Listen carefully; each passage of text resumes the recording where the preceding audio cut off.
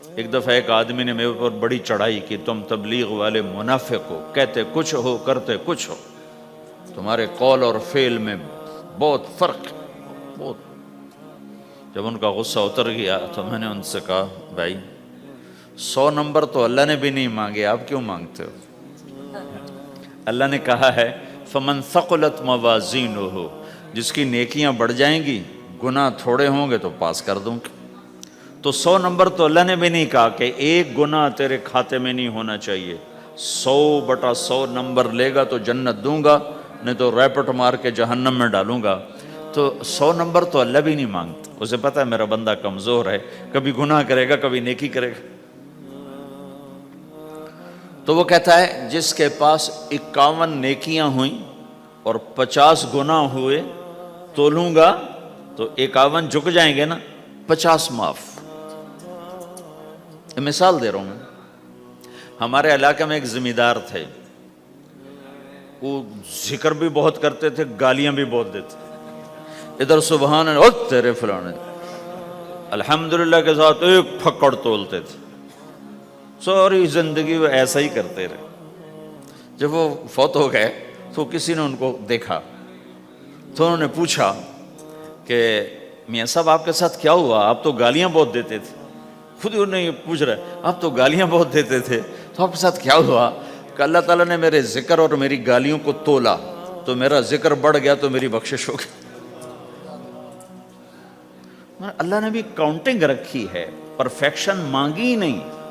اگر اللہ پرفیکشن مانگتا تو پھر آپ کہتے تم کرتے کچھ ہو کہتے کچھ ہو۔ اگر میں کہتا صحیح ہوں تو ایک نیکی تو کر رہا ہوں، اور کرتا نہیں ہوں تو ایک گناہ کر رہا ہوں، کیا پتا میرا رب میرے کہنے کے طفیل میرے نہ کرنے کو معاف کر دے۔ بس ایک صورت میں ہے کام خطرناک کہ اگر میں اس کہنے سننے کو اپنی دنیا بنانے کا ذریعہ بنا لوں پھر خطرناک ہے۔ أَتَأْمُرُونَ النَّاسَ بِالْبِرِّ وَتَنْسَوْنَ أَنفُسَكُمْ وَأَنْتُمْ تُتْلُونَ الْكِتَابَ، وہ یہ آیت ہے۔ لیکن اگر میرے اندر اخلاص ہے تو پھر میں انسان ہوں، کبھی اچھا کروں گا کبھی برا کروں گا، لیکن میرے ذمہ صدا لگانا ہے۔ تو بھائیو اس تبلیغ کے کام کو کرتے رہنا کرتے رہنا، اس سے ایمان بنتا ہے، ایمان سے دین وجود میں آتا ہے۔ دین کے 2 حصے ہیں، ایک عبادات ہے جس میں نماز سب سے اہم ہے، پھیری پہ ہو گھر پہ ہو نماز نہ چھوڑو۔ رمضان کے روزے ہیں، اللہ پھر رزق زیادہ دے دے، حج کرو زکوٰۃ دو، لیکن عبادات بڑی محدود ہیں اور اس میں کثرت اللہ نے مطالبہ بھی نہیں کیا، بلکہ اللہ تعالیٰ نے اس میں اعتدال ہی کو پسند فرمایا ہے۔ اللہ تعالیٰ نے ہمارے نبی لمبی لمبی نمازیں پڑھتے تھے تو اللہ تعالیٰ نے روک دیا کہ ما انزلنا علیک القرآن لتشقی، میرے نبی میں نے تمہیں قرآن اس لیے نہیں دیا کہ تو لمبی لمبی نمازیں پڑھ کے تھکتا رہے، درمیان نہ چل۔ اللہ کے نبی نے تبلیغ میں زیادہ زور دکھایا تو اللہ نے اس پر بھی کہا فلا تذهب نفسك علیہم حسرات، اتنا غم نہ کیا کر کے تو خود ہی ہلاک ہو جائے، نہیں ایسا نہ کر۔ تو عبادات محدود ہیں اور اس میں اعتدال مطلوب ہے۔ سارا دن مصلی پہ بیٹھنا یہ اللہ نہیں دیکھنا چاہتا، اللہ یہ دیکھنا چاہتا ہے کہ تو باہر جا تاکہ میں دیکھوں کہ اب تو کیا کرتا ہے۔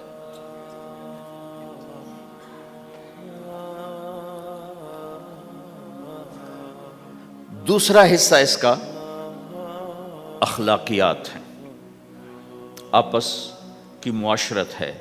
دین جو اثر انداز ہوتا ہے وہ معاشرت سے اثر انداز ہوتا ہے، عبادت سے نہیں،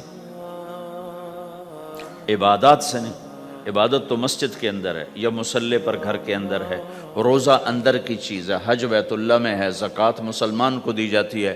تو دنیا میں دین پھیلنے کے لیے اور اپنوں کو دین کے قریب کرنے کے لیے جو سب سے بڑا عمل ہے وہ بھائیو اچھے اخلاق ہے۔ یہ دوسرا حصہ میں آج بیان کرنا چاہتا ہوں۔ اللہ کے نبی نے فرمایا ایو عُرَى الاسلام اوثق، مجھے بتاؤ اسلام کا سب سے مضبوط عمل کیا ہے؟ تو صحابہ نے کہا الجہاد، یا رسول اللہ جہاد۔ اسلام کا سب سے مضبوط عمل کیا ہے؟ صحابہ نے کہا جہاد، تو آپ نے کہا وَحَسَنٌ وَمَا هُوَ بِهِ، ہاں جہاد بہت اچھا عمل ہے لیکن سب سے بڑا عمل نہیں ہے، سب سے مضبوط عمل نہیں ہے۔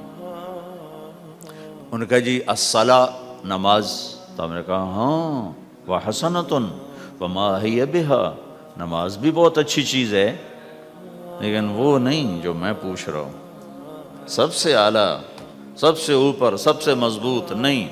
تو انہوں نے کہا جی الحج، حج، تو آپ نے کہا حج بھی بہت اچھا عمل ہے لیکن وہ نہیں جو میں نے پوچھا ہے۔ پھر صحابہ نے کہا جی روزہ، آپ کا روزہ بھی بہت اچھا ہے لیکن وہ نہیں جو میں نے پوچھا ہے۔ تو پھر صحابہ نے کہا یا رسول اللہ پھر آپ ہی بتائیں، ہمیں تو نہیں پتا۔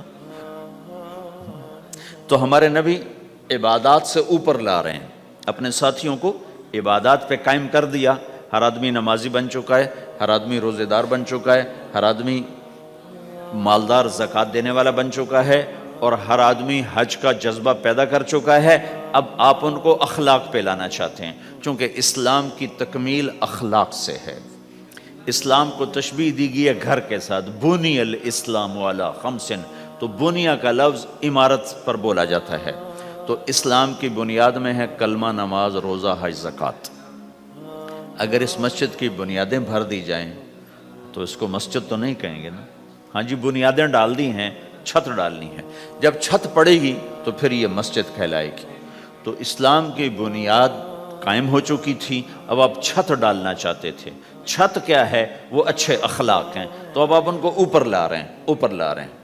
تو آپ نے جب پوچھا تو انہوں نے وہی کہا جو انہوں نے ابھی سیکھا تھا، نماز، روزہ، جہاد، حج، لیکن آپ نے سب کی نفی کر دی، نہیں یہ بھی نہیں، یہ بھی نہیں، یہ بھی نہیں، یہ بھی نہیں۔ اچھا یا رسول اللہ آپ بتائیں، تو آپ نے فرمایا ان اوثق عر الاسلام الحب للہ والبغض للہ، اسلام کا سب سے مضبوط عمل وہ آپس میں اللہ کے لیے محبت کرنا ہے۔